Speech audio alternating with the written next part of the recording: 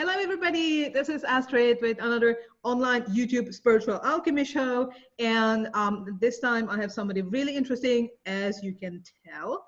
And that is Bara Arias Soviet Mercedes, a professional dominatrix and witch.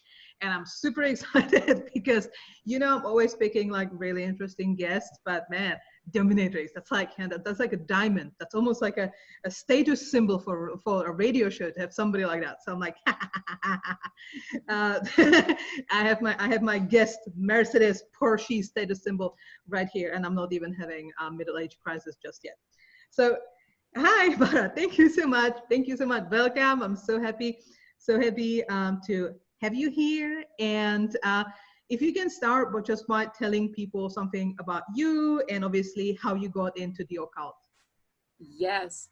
Well, first of all, thank you so much for having me, you beautiful witch friend. Yes. Yeah, look at you. You're Black Beauty. Love it. Well, today, this week is official goth day. So I'm like, yes, going all out. Exactly. Keeping the theme. Yeah. So my name is Bara.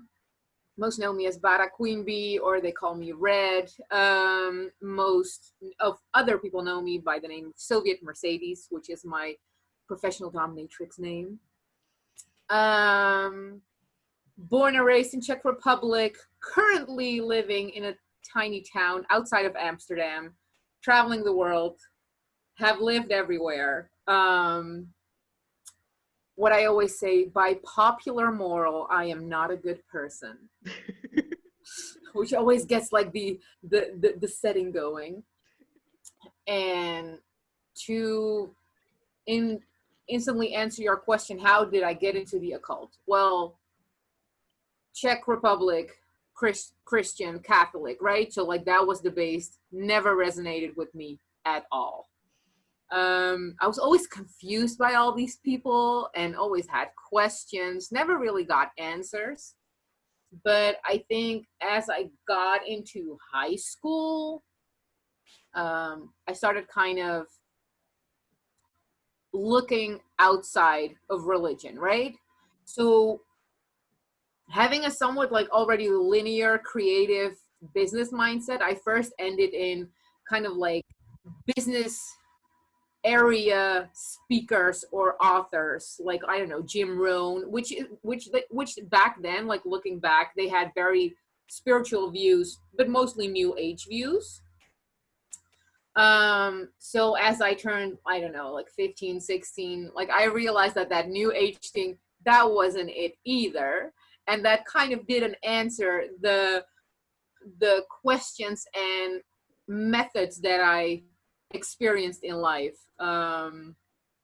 So that's where the theoretical search started, which is interesting. If I talked to my aunt, and she always said like, you would always talk to all these people when you were like 3 or 4. I'm like, yeah, but those were real people. She's like, no, there was no one there back then. I'm like, no, I'm pretty sure there was. Like, I can still see them. And I can still I know I was having a conversation. She's like, no, you were alone. I'm like, nah, this is on you. So that's kind of where it started.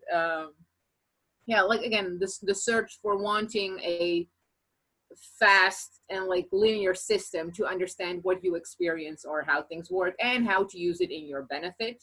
So it's interesting because that's actually experience of a lot of people, and that is they turn into spirituality or occult because they're just not finding the answers in the religion that's been presented to them. It just does not respond to the question. So they keep looking, trying different things until they find something that really vibes with them. So I know like you started quite young, like be interested in this stuff, but what you end up finding is what vibes with you, like what deities, for example, or spirits or beings, what the thing like you think like you resonate with the most? Yeah, that's a good question.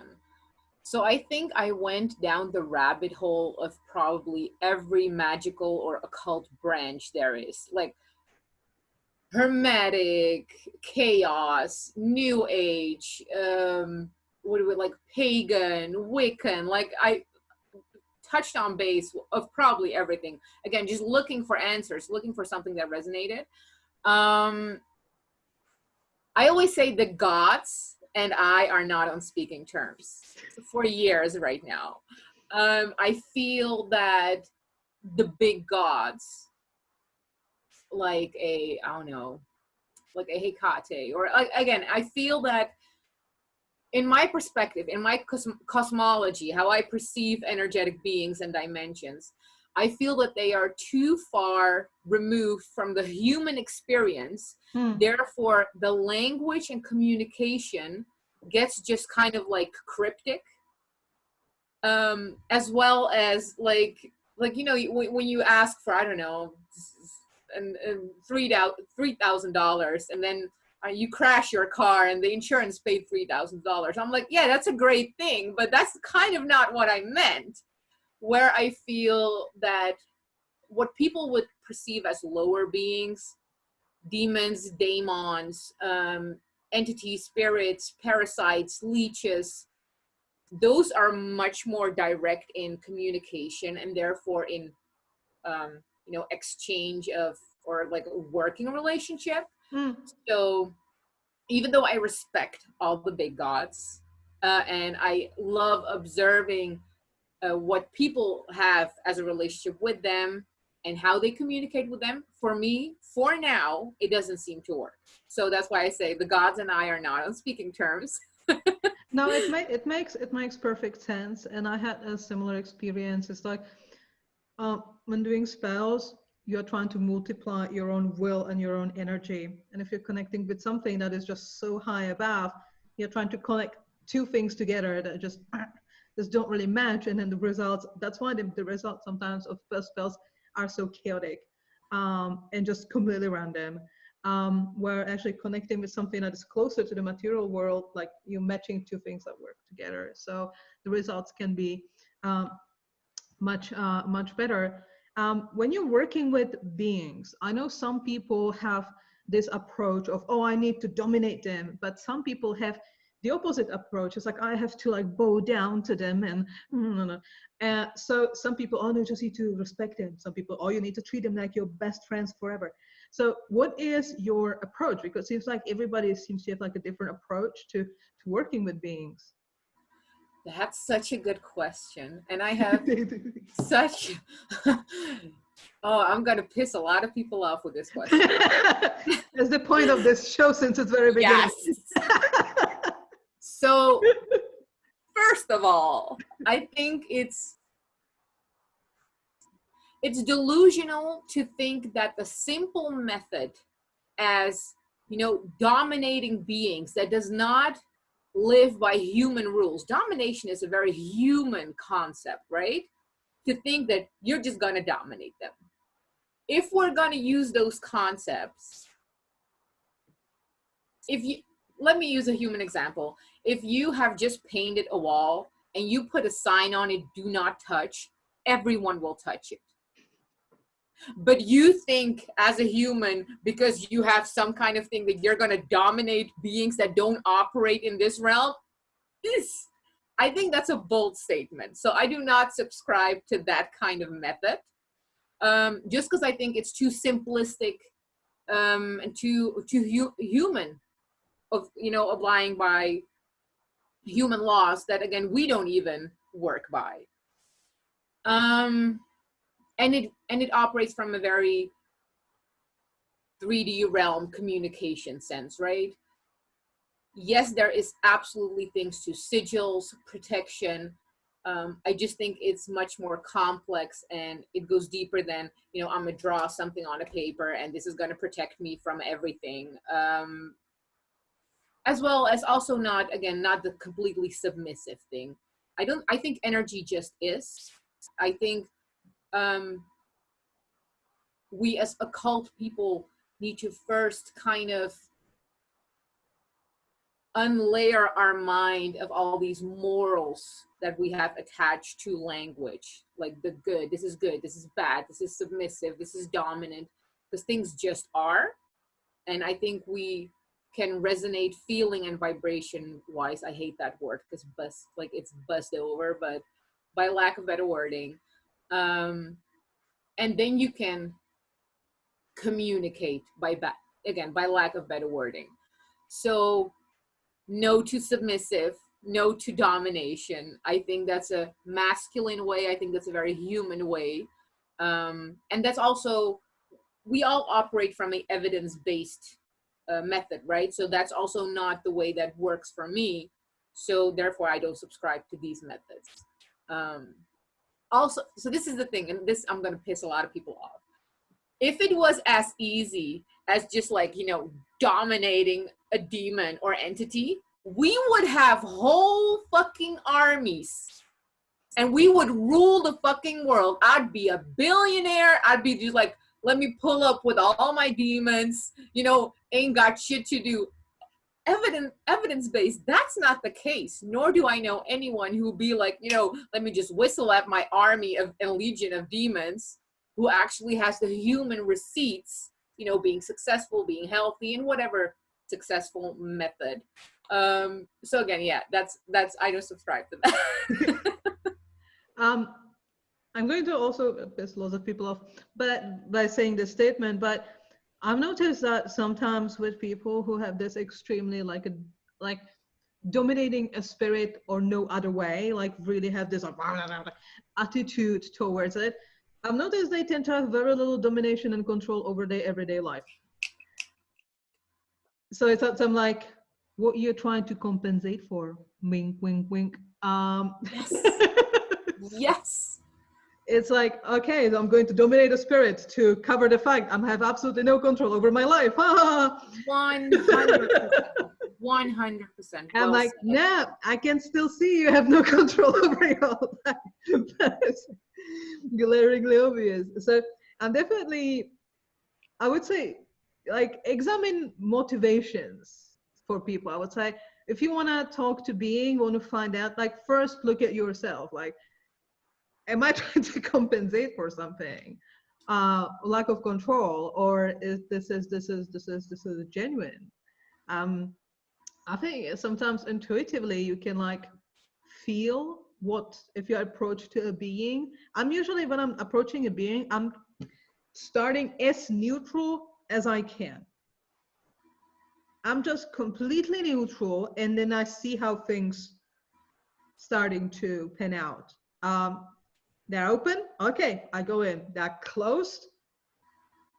Sometimes I try to push, sometimes I just, okay, no. Absolutely. I'll leave it. So just kind of being like a sensitive towards the situation. Well, absolutely. That kind of leads us towards the topic of a domination. Oh, you wanted to say something? You want to add something? Did I? Well, no, I think you're absolutely on point with your statement. I feel that a lot of people that look for answers in the occult might, you know, don't have the receipts in this realm. Mm-hmm. And like you said, they're trying to overcompensate. And I think New Age has huge influence on that way of thinking, right? Like the law of attraction, or whatever these BuzzFeed words are, is like you just think things into existence, which I'm sure there's truth to it, but it goes much deeper and much more complex, as just like, you know, making a vision board and thinking, well, you know, I want to be a professional PlayStation player, and I'm put it on my vision board, and, you know, if it doesn't happen, then I must have not believed in it enough. I believe in a counter-human approach where, okay, you want to be a professional PlayStation player, then you become the best PlayStation player first, and then you're, you know, I don't know, you're putting it out there that you're, you know, the best player. You're going to send PlayStation.com an email like, yo, you need me. And I believe combined with occult knowledge practices, that will lead to those results. But completely deleting the human experience out of spirituality is just half-ass work. I absolutely, 100% agree. I think it's also that, well, things manifest in the material world, so you have to kind of start here first, and then just kind of build your way up. And that's actually something that when I was doing, like, I was like teaching people the sigil magic, loads of people, not everybody, but there was a group of people always came with the mindset that, oh, I'm just going to do this simple spell and then all my problems will go away and I don't have to move a finger for it. And it's just like, well, you kind of have to. You kind of have to put the energy in. You have to put the will and the energy in it to you know, to in this physical material world to make things manifest. Because I think like if actually people do that and they're like, oh, you know, I just want to sit here, do my vision board, and I'm going to be the best PlayStation player.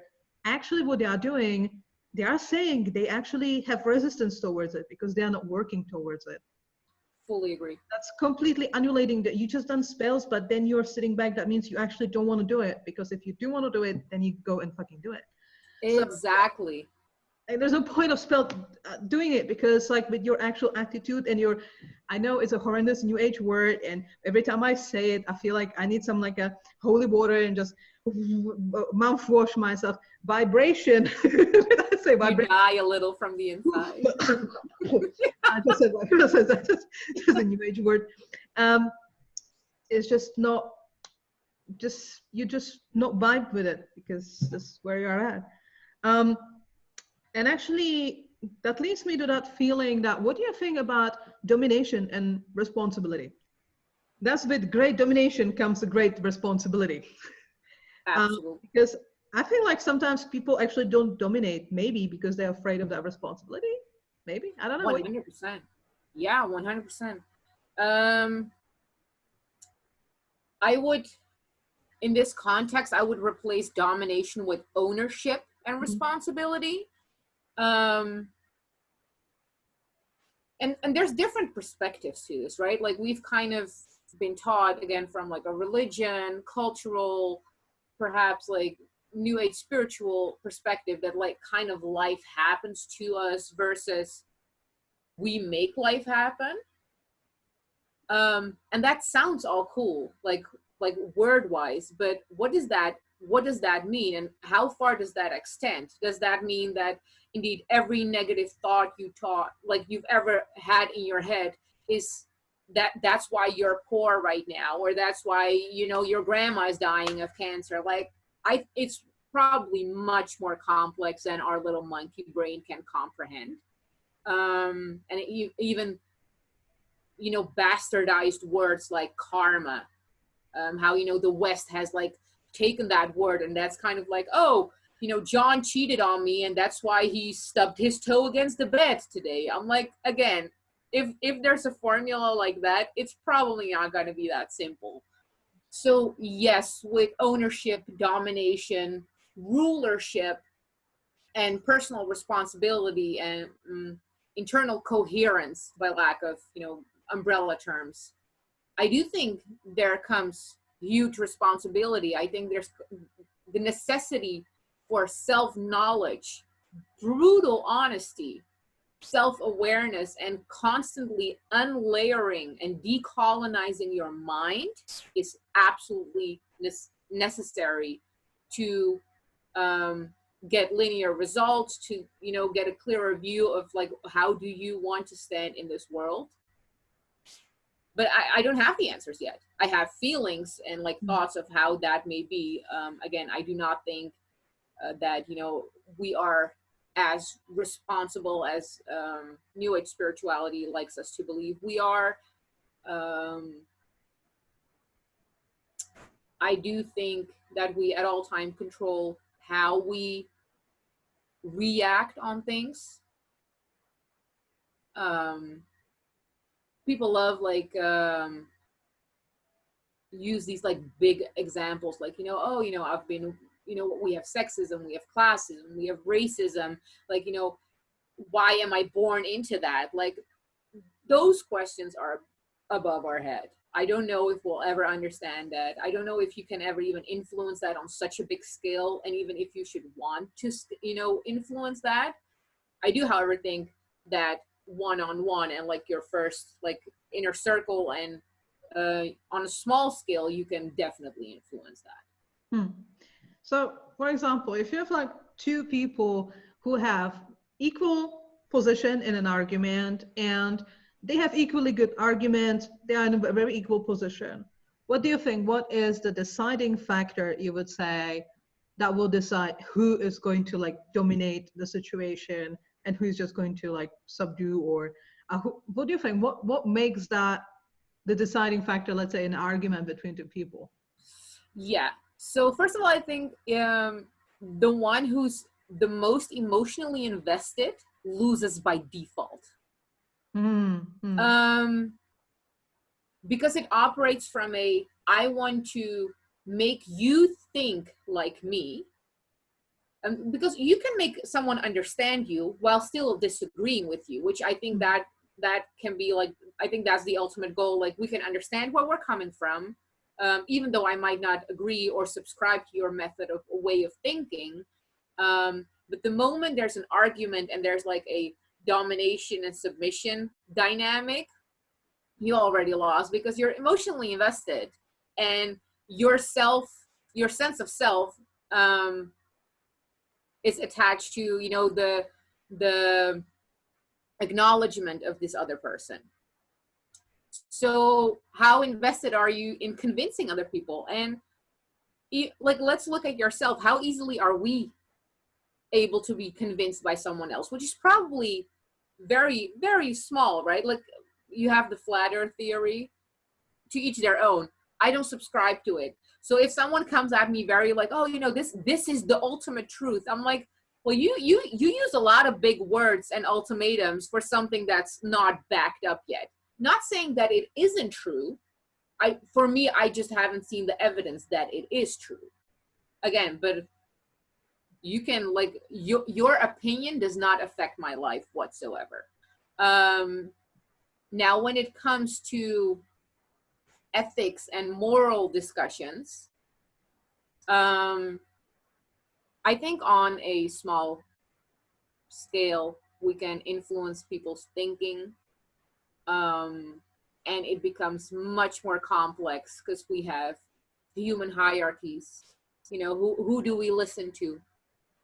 I will, for, you know, if I don't know, if someone debates money with me, but that person is extremely poor in a monetary sense, like, we have little to discuss because you don't have the receipts for me to believe whatever you're backing up. Now, if you're like a millionaire, and again, whether they're a good or a bad person, right? But if they have some receipts and understanding of how the world works or economics work, I might actually consider his opinion. I might be like, oh, that's a valid point. So too many factors to like calculate in who's gonna win the discussion. I also noticed that on a few of your posts, you are like to wear a different eye colors, like you have like a different contacts. And I've noticed in one of your posts, you mentioned, I'm thinking like you maybe done it half jokingly, but you mentioned like, okay, if I have two different eye colors, then it's confusing people, and I can dominate. I guess like I can dominate it, and actually I was looking, it's like, oh my God, she's actually right. Because the one who's confused always ends up losing the situation in that sense. Because like, if somebody knows what they want and the other person starts to waver and starts to be confused, then it's super easy to like snatch them. So that's actually interesting. Like, what is your what would be the techniques except for different eye colors, how to basically confuse other people so you can dominate them? What would you use? What is your opinion about confusion? Yeah, that's a great question. So, again, I like power. I like to dominate people in different layers of like understanding and world. For me, the base on that starts that I need to understand different perspectives on different subjects, so I can understand where they are coming from, and I can confuse them even with their own logic.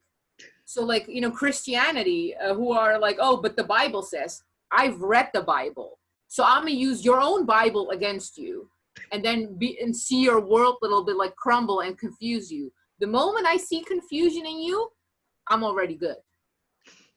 And it's the same with like, I have the two, you know, I have one contact in right now. Looks really cool. Thank you. operating in domination, BDSM, in a visual sense, my anything that I wear or that I am influences the male mind, right? Because that's what I'm dominating. When I do close-ups like this, understanding psychology, having my papers now in hypnosis, I understand that the brain is layered and your attention can only go to certain places. So where somehow people will go like, oh, wait, is she wearing two lenses? And there's a bunch of methods. I can just frolic with my hair, or I can blink a lot of time, and somehow in the front of your mind goes like, oh, why is she doing that? Or why she's or does she have two different eyes? And that moment I can put anything in your subconscious. So yeah, so the like basically the other person is like losing a moment of their focus, and at that moment it's open, and Yes. Okay, that's really interesting. So you're kind of looking for doors to kind of get in, and if there's no doors, you create them. Absolutely. That's interesting, and I would say that does not only apply to like talking to people, but I would say life in general. That's one of the amazing things about this, is that all of those ideas and rules kind of apply to everything from getting a job, being successful with money, being successful with life. Also, when you like want to dominate or master your life, you're also looking for kind of open tiny little doors where you can get yourself in. There's some business opportunity, and when there's no doors, you have to create them. I'm just now wondering how I would perceive it, trying to confuse humanity and working on a larger scale. I have to think about it. It's a good idea. Writing on my list of things to do. A lot of people talk about domination. Lots of people like, yeah, I'm going to master my reality. And I'm sorry, I did not put this like a Southern American accent on purpose. It was just not primarily on purpose, but that's one of the ideas why I was like, I have to do an interview with you. I just must, because loads of people talk about it. YouTube is full about it. Master your reality. Guru number 300 talking about exactly the same stuff like the previous 200 ones. So everybody seems to be talking about it. It's a very interesting topic, but so little people take action. Why do you think it's so easy? But why do you think it's so attractive to think about it and talk about it, yet very unattractive to actually take action towards it?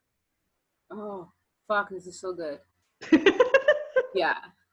Oh, I'm going on a rant right now. Oh, go ahead. So I think in general, people do not understand the depth of how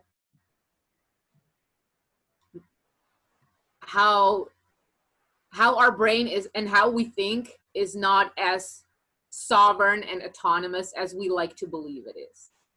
There's a video of Darren Brown where he does a it's like 6-minute video on YouTube on where he hires a marketing agency, and he's like, okay, I want a logo for this is my product, and up front he draws something himself, and spoiler alert, they draw almost the exact same thing, and everyone's like, oh, this is magic, and then he breaks down in steps how he got them to draw the same thing as he did, which is, he had, when on the drive to the office, there were people outside with shirts with specific lines on it. There was like a harp in the, in a window ceiling, and our conscious mind doesn't register that, but our subconscious does. And it's the same in the movie with Will Smith where they rob the Asian guy, and they have like, there's so many subliminal things that our brain picks up on. So we right now live in a hype where it's cool to be an entrepreneur. It's cool to be a business owner. It's cool to, have ball and money. It's cool to, be rich and famous, or whatever that may be, to have a huge following. And we live in a world where instant gratification is just the shit. That's true. Definitely 100% agree. Everyone's going to make the next Twitter. Everyone's making the next Facebook, not realizing that, Twitter has been around for, I don't know, 20 years, 15 years. And before that, it took a lot of skills and knowledge to even create a platform like that. It wasn't an overnight success. So I feel that people like the idea of what it can bring them, because having a lot of success, having a lot of power, having a lot of money, having a lot of rich and fame, sure, these are attractive things, right? They create opportunities that we are probably not even aware of, but it looks very flashy. However, do you have the characteristics, do you have the mental muscle and the stamina to actually go there? Probably no. And that's a chicken or egg thing, right? Because we live also in a society where we need to perform, we need to pay our bills, we are tired of being a parent and having a normal job, and next to that, having to build on skills and characteristic to get more free. Like, that's exhausting. So I do think a lot of people want it, but perhaps don't have the mental energy or the physical energy to go down that path. As well as, again, do we actually really all want a mansion of fucking 20 rooms? I would not. Because, again, my mind loves the idea of it, but my instant critical thinking is like, who the fuck is going to do all the cleaning in that house? If I forget something in the other side of the house, you know how far I have to walk? Like, that's not appealing at all. But my mind is like, oh, let's get a big mansion, right? Because I've been programmed to want that. So I think it's interesting to experiment with, like, what do you actually want? That's the thing with cleaning. That's a very Czech mindset because I have it too. And when I was meeting with Americans, we tend to be very idealistic about things. And I came with my Czech, who the fuck is going to clean this shit? And I be like, so this is very like this is definitely very I would say this is definitely very Czech approach that I have too. But it seems Americans are finding it refreshing. So yeah. It's like I would like this. I'm like, who was going to pay for that? Who is going to clean it? Yeah. I'm very practical minded. Yeah. Like, sure, you totally. You can hire everyone for anything, right? You sure you have a cleaner, but how do you get there? Again, it's much more complex than just flashy things. And something that I talked about this week, we all want to be great in whatever form we feel is necessary. But also, most of us sabotage a lot. Right? We all want the perfect body, whatever the fuck that means. But do you really want to, sweat 2-3 hours a day? No, because we like that muffin, or we don't feel like going to the gym. So we say we want that, but do we actually really want it? And there's no answer to that. Like, that's for everyone to research themselves. And that's the same with, I think, with all of this. It's not as just like wanting something. Sure, I also, sorry, going on a rant again. I also don't believe. That's what I was hoping for. Some good rant. I also believe we are conditioned to needing good reasons to want something. Right? Like, what is your big why? It always needs to be bigger than you. And, I want money so I can save people, or I want, do this so I can be, I don't know. And I'm just saying that's a scam. Because, again, if there are laws that require some sort of suffering or offering in a human form in order to get somewhere, like, there's no receipts, there's no evidence of that whatsoever. Probably coming back to, again, religion, culture, where, you need to have a good reason and therefore your intention to want something. And I'm starting to learn more and more, if you want something just because you want to have that experience, then go for it. Yes, And definitely. I 100% agree. I'm meeting loads of people who just because there is some sort of like societal pressure or just like whatever they're just doing what everybody else is doing, and they don't really even like are not that interested in, let's say, for the entrepreneurship. And I would say if this would not be this glorification of the entrepreneurship, those people would never actually go after that. And I, not everybody, but there's a large group of people I can like look at them, it's like you would never do that if that would not be the thing to do nowadays. Uh, and then if you think if I think about it, it's just okay. Then when if that's the case for that person, there's not that much of a surprise, and the person is just not having that push to actually go and deliver all the steps that it actually takes to become entrepreneurial type. And absolutely, then I met people who would be entrepreneurial types. Even in Egypt, they would make like a freaking business with selling stone, like to make a pyramid. They would have like some sort of like a crocodile teeth business in the middle of the desert making bank, because it's just the mindset that they absolutely. have that's kind of independent on the cultural pressure. And do you think that people are naturally born with like a dominating them qualities, and some people are just born with more like being subdued, like the tendency to like be more passive? Or do you think it's something that forms throughout the life? This is the nature versus nurture conversation, and I have been down so many rabbit holes. I've talked to so many other therapists, psychologists, like science people who have the biology knowledge, Mm, and I do not know. mm, Um, I do not know how it comes to that. I do know that we're not all made to be aggressive, linear, forward, mm. entrepreneurial, leading, or whatever. I think we all have our own different qualities, and I think it's a extreme. I think it's extreme harmful to yourself to wanting to put yourself in a position that you're not made for. And again, keeping aside the nurture versus nature, Mhm. um like for example, I have a huge ass. Like I would wanting. highly recommend everybody to go on her Instagram and check that ass, because trust me, you won't regret that. You will thank me later.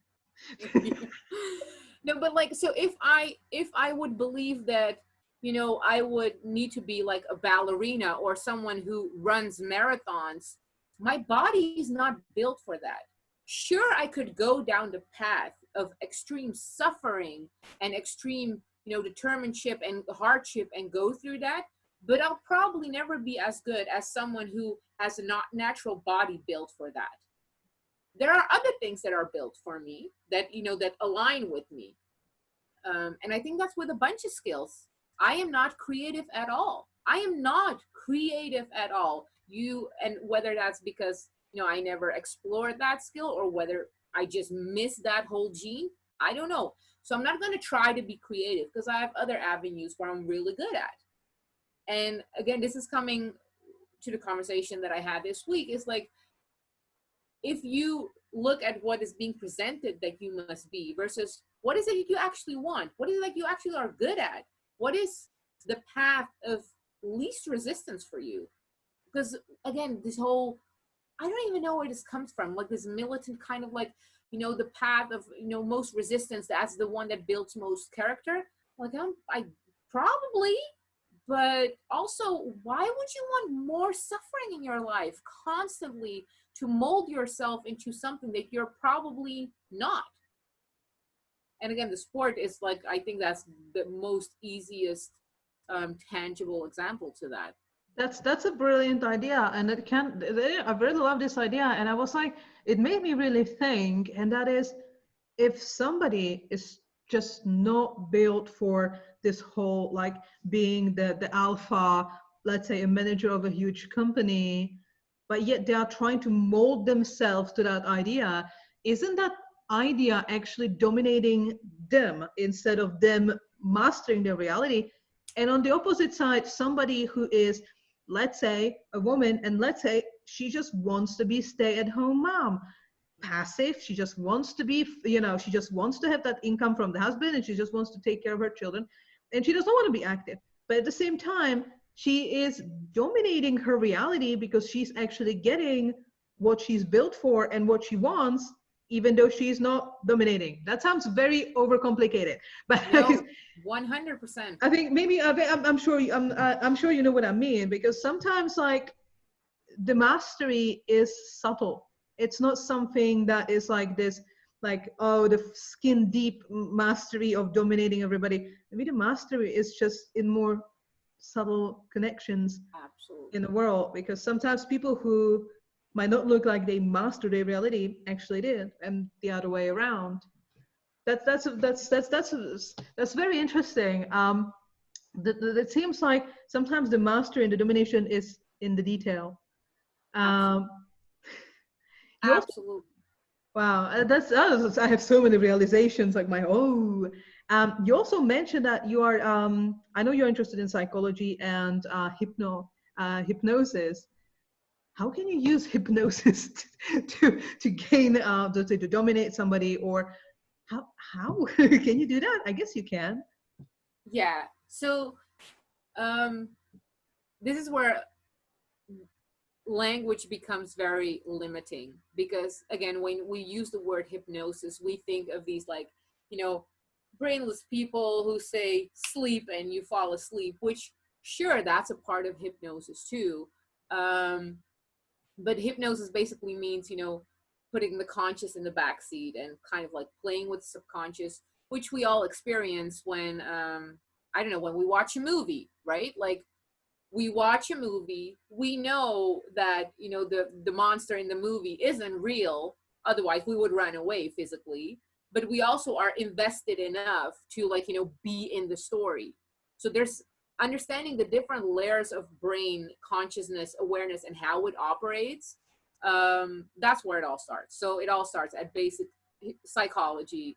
And again, understanding, our biology, at least to have a basic understanding, in order to play with it.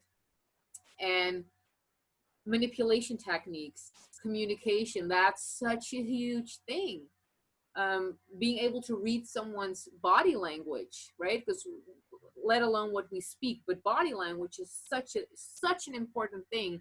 And often unconsciously, like, we register things, but being aware enough of, like, what's happening and playing the game, so you can manipulate, so you can use your hypnosis, your gnosis, to Hmm. control in order to get whatever you want. That's where it's all at. That okay, yeah, because I always had this idea that like domination is something that is like you going after the big things, but it seems like no, it's actually just understanding the details and getting. You don't have to always come with a hammer. Sometimes you need to like slowly work your way through and paying attention to a tiny little details. That's oh okay, but again that applies to life too. That's how you can just make it in life, even financially, business wise, even magic wise. That's oh, okay. And let's say if you would have somebody, let's say, and the person is just being currently dominated by their own life situation and is caving on them, and they feel like I am in a submissive position towards my life. Financially, my boss is basically like horrendous, and finances and other people. I just feel like I'm being taken advantage of by everybody, and I don't like it. What would be your advice to such a person? How they can get back to the top? Yeah. Ooh, whoo. I'm gonna piss people off again.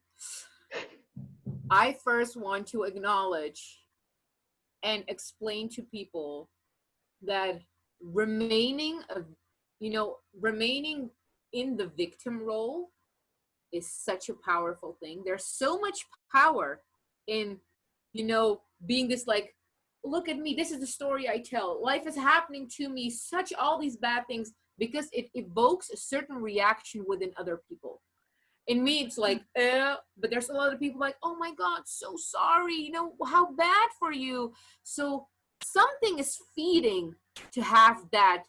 They get, whether it's an attention, whether they get affection, but there's something perpetuating the story they tell themselves and therefore tell others, and it evidentially gives enough results to keep that story alive. So how much power is there in being a victim? Let's talk about that. That's a huge power. I never thought about it, but if I think about it, wow, there can be actually so much power in being a Everything. victim. It's like what you can't do if you are the victim. You can do anything. You can just like make people help you, even though people who would otherwise be like, so it's actually, you can make other people do a lot of things for you if they sees you as the victim of the situation. Ah, And oh, even I'm like having so many realizations.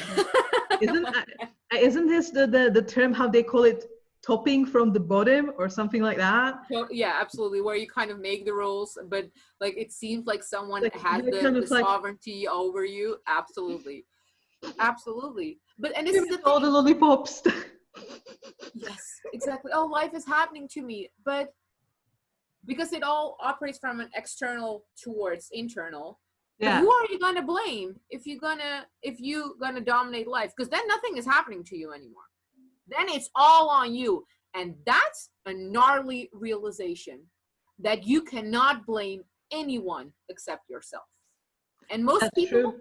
including me, including probably everyone to a certain like layer, we don't want that responsibility. I love that, world happened to me and this is why I am the way I am right now.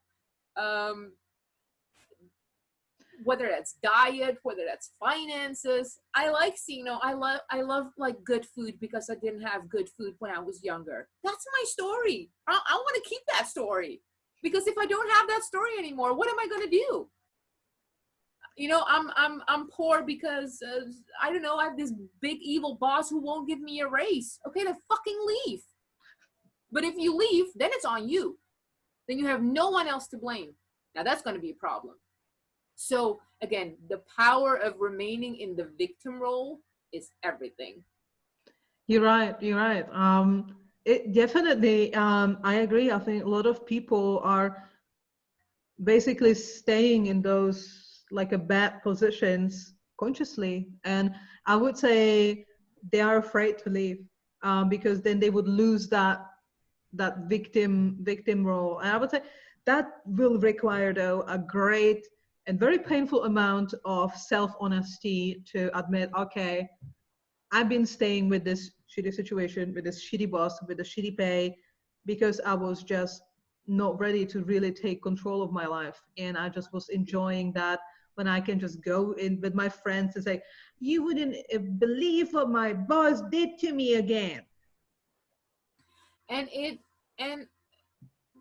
the system, if I'm going to refer to like the world outside of us, has programmed us beautifully into the linear thinking and the concept of fairness and deserving. Because I don't think, no one deserves bad treatment. We, however, keep getting bad treatment because we accept it. And this is not, again, those things are so different. Again, I don't think anyone deserves, to be, I don't know, abused, to be, underpaid, whatever. But it's able to continue because we accept it. And that's when you come back again to basic psychology, let alone, like, put occult and magic to the side for a second. As long as we believe that that is what we deserve and therefore what we should accept, we will always be stuck. And it's incredibly hard if you have a shitty boss or a shitty partner, and because you get a sense of your sense of what love is or what right treatment is obviously, it feels true to us, but it's not actually what true, in the sense that, like, this is what I deserve, an abusive husband or a partner or whatever. But our mind believes that, so we stay in the cycle.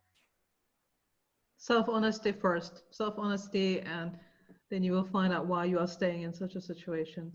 Wow, that's a really really interesting concept.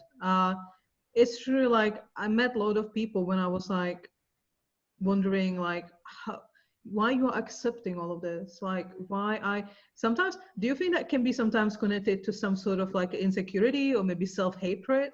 That, Absolutely. what do you think, like how let's say the domination or the mastery and self-confidence, how do you think, are they always coming together, or they must come together, or doesn't always have to be the case? Yeah, that's, ooh, that's getting complex. First of all, if I'm gonna pull in the occult again, I do think that perhaps we have a bunch of, egregores we're attached to. We have a bunch of entities as spirits that leeching off of our insecurity, of certain patterns we have. Hmm. Like, again, it's an energetical exchange. Um, why example, if we look at the egregore of Apple versus the egregore of Android, like both are good, good computers, phones, etc., but we are really attached to one of them, and people will get into fights over them. No, this is better, but why? Because technically that's not the case, right? Like, if you break it down, that's not the case, but we're attached to some kind of entity to it that makes us believe that that's the thing. So if we have some entity attached to our psyche that, tells us, no, this is what you deserve, if we're never going to research that, we're always going to be stuck in that. Hmm. And then it becomes, whether it's an external entity or something part of our psyche, which, we would call, like I would call the inner demon, inner saboteur, inner critic. We can use all these, elaborate terms, but they all come down that they, at one point in our lives, they had a function to probably protect us, to make sure we got our sense of love, our affection, our nurturing, and they have grown into a bigger pattern. They don't serve us anymore, but we like to believe they do. So if you, insecurity, right? Like, what does it mean to be secure? Does that mean you're confident all over the place? No. But we like to think that, we've been programmed that security looks a certain way. And so, yeah, again, it becomes a very complex, like, spider web conversation with this. If you, coming to the belief system, if you believe that this is the way life should be, or you should be, you'll be attached to that, and it's getting really uncomfortable to move out of that paradigm. Coming back to, we're not being trained to be comfortable with discomfort, because we want instant gratification, we want to feel now.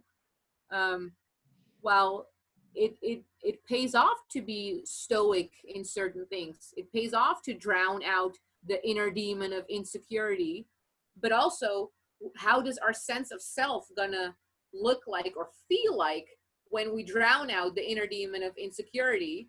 Because then all of a sudden you're a blank state, and our mind is too linear to operate within, the void or the blank state, or standing at the crossroads not knowing which direction to take. So, we probably go back to that demon again. Because it's like the known pattern, something that just, yeah, just kind of grow with us. Um, One of the things I noticed about you is that you have extremely strong and magnetic energy. And I just noticed, like, the second I saw you on the Facebook, I just keep coming back to you in my mind. I was like, man, like, this is like, what the hell is she doing? That it just keeps tracking mind and those thoughts over and over again. And I found it so interesting, and it kind of made me think, it's like, you just see it, not just you're able to create this magnetic aura. If you actually like talking to people and you can like master them, dominate them, how to not just dominate them, but how to maintain this energy and the magnetic energy, and how to maintain that relationship with of domination. Because sometimes it's easy when people have argument, oh, I'm right, oh, okay, I'm wrong. But let's say how to maintain something like this long term, even mastery of your own life, how to maintain this position. What's the key? What would you say is the key for Ooh, maintaining it, not just gaining it? I think there's a few things. First of all, understanding that you don't know jack shit.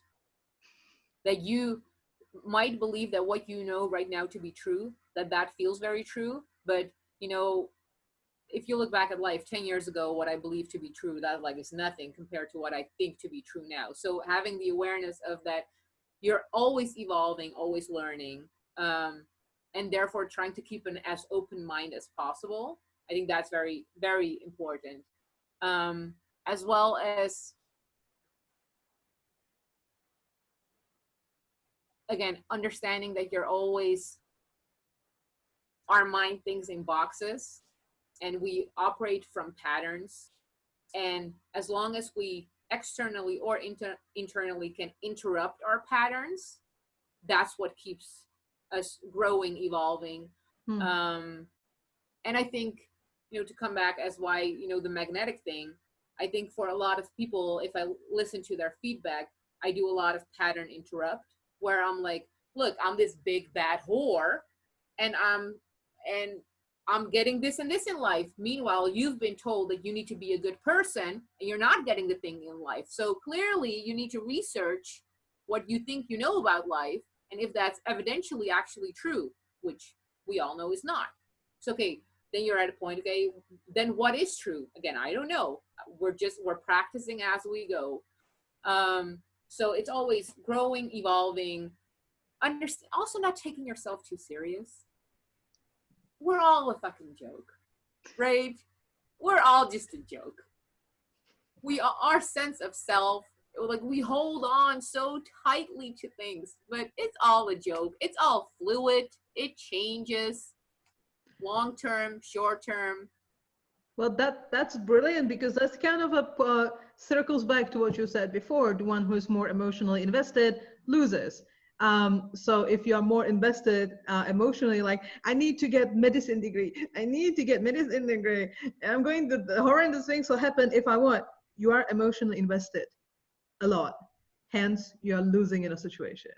So if you don't take yourself seriously, if you don't take life that seriously, you're not that attached. Yeah. So you're back at the Yeah. top. Oh my God, I'm learning so much. This is so smart.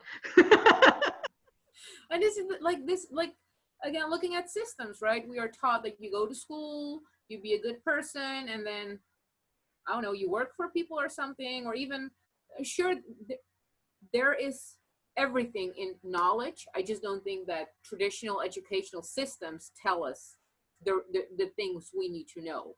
No, There's a they don't. plenty of, At least 30 years they don't. right? Like, and plenty of like business people, to use a very concrete example, like they didn't go to school. They were just like, I don't agree with this system. I'm 16. I'm selling lemonade at the corner, and then they caught on to something, and they learned, and they expanded, and now they're like a CEO. My university diploma with honors are the most fancy toilet paper I had in my life. And my sister too. She has a couple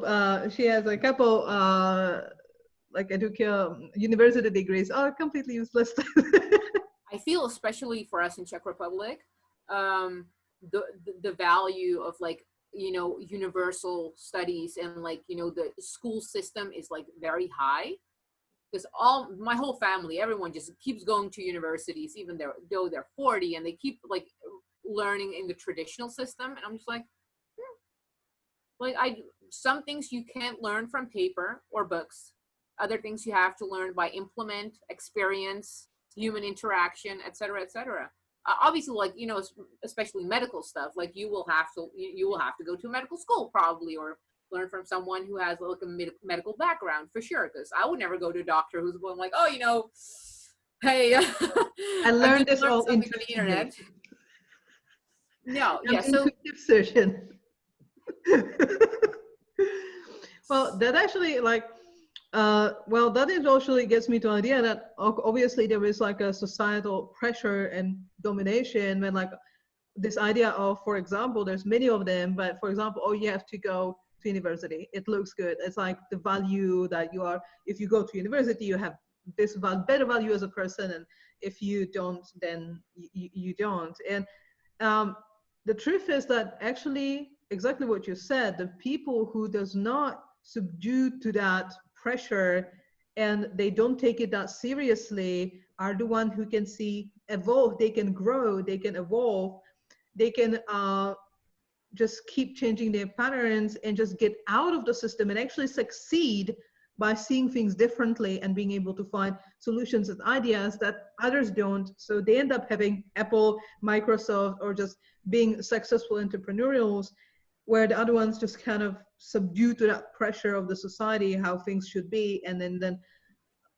what they're getting at the end of the day. But I would say that this definitely, I would say the societal pressure culture, it also seems like there's some sort of like a domination submission in the person's brain going with the societal pressure. How would you say, what is the, what is the key of like not subduing to the pressure of the society? Two things. The key, the life hack to life is first realizing that you as an individual are part of society.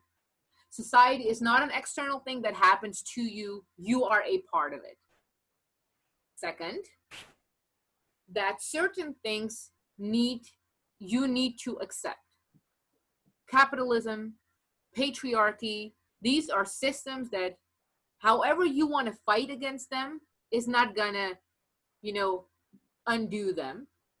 Also, accepting reality as it is the base of building and growth, I think. That does not mean that you agree with them, that you think there are good systems. That's not how acceptance works. Again, I'm going to go to body example. If I want to lose weight, I will need to know first how much I weigh right now in order for me to be able to measure how much I've, grown or lost weight or gained or whatever. So acceptance for things how they are, having a clear goal or of where you want to go. Yeah. Just work with what there is, even if you don't agree with it. Just work with what's there around instead of trying to like keep hitting the wall. Yeah. That, oh, I don't disagree, I disagree. Yeah. Just work with, oh, that's a brilliant advice. That's completely brilliant advice. I wish I had it 15 years ago. Well, like this is the thing, right? Like people, we all want to be. I think initially, we all want to experience a sense of freedom as much as possible, and realizing that freedom has a ceiling, that it has a container, right? Like people want to be like, oh, I'm gonna go off grid and like rebel against society. That's cool and shit, but every part of the land on this world is owned already. So you're never going to be completely off grid. You're going to have to buy food and you're going to have to exchange money or some sort of exchange which exists because the system exists. So understanding that you'll never be as free or as, outside of the system as you would like to believe you can or want, and just having that system as a base and probably understanding it, and then create freedom and, just kind of push the borders as far as you can. And creating life hacks, coming back to occultism, magic, we want to, like, magic is the life hack. Magic is hacking for the real life, right? So like where people would tell us, you want to become a famous singer, then, you heart, sweat, and like you need to do this and this. We can do that. We add magic and we kind of bypass that system. And that's, so acceptance, things as it is, knowing the limitations, and then kind of operating outside of what we've been learned or taught about that system. That's a brilliant idea, because I think a lot of people, their first reaction is exactly to work against the system, to just kind of rebel against it, and then they hit the wall because you just can't change the society yourself within half a year just because you have a cool YouTube channel. So it's just like it's work smart, not hard. type of a situation. Absolutely. Absolutely. And I see a lot of, and I speak about this, like people don't like me speaking about this, but I see a lot of, spiritual people rebelling against the society by being poor, but being really good person is spiritual. I'm like, well, great. Now you're stressed out because you can't pay your rent, which will affect your spirituality. If you do not take care of the mindset, your human vessel, it affects your spirituality. Therefore, you're bypassing whatever you wanted to achieve. Because here you're now stressing about how to pay rent because, but yeah, at least you're a very spiritual person, right? Nah. This again, the system already exists. If anything, who influences more? The person who magics it from the inside, or the person who tries to like fight against it or rebel? It's not gonna work.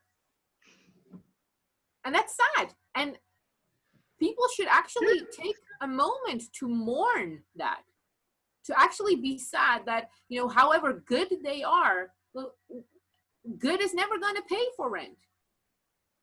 Good is never going to stop the wars because there's a whole system outside of their awareness that operates and actually functions. I'm not saying it's good, but it functions perfectly.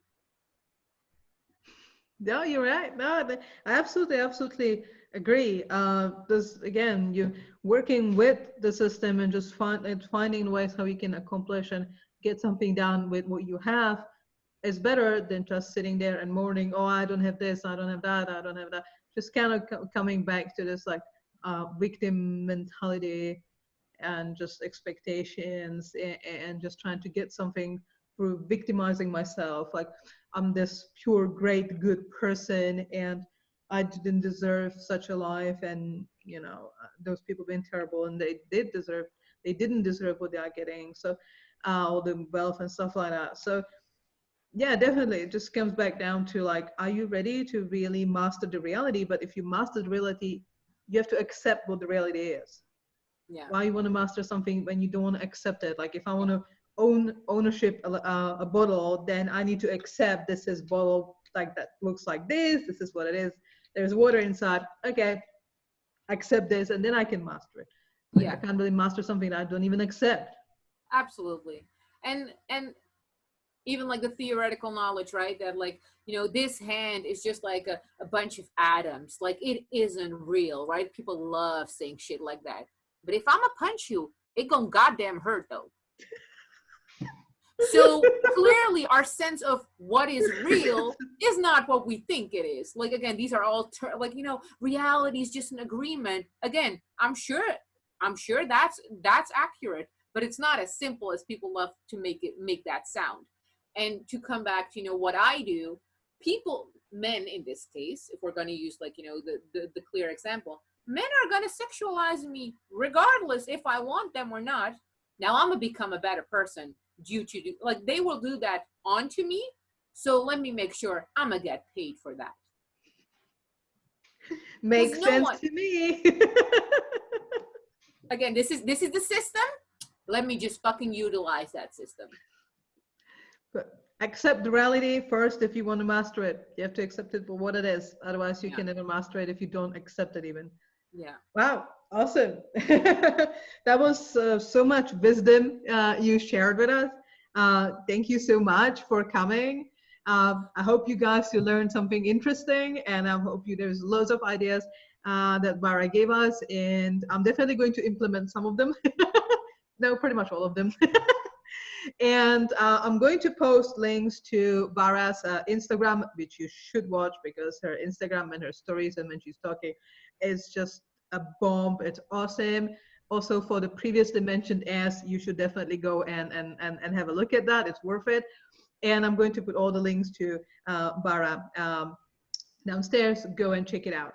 So thank you so much for coming. And yeah, people, let us know in the comment section below how you like Bara. And again, don't forget to check her. So thank you so much for watching, and I'll be looking forward to see you next time.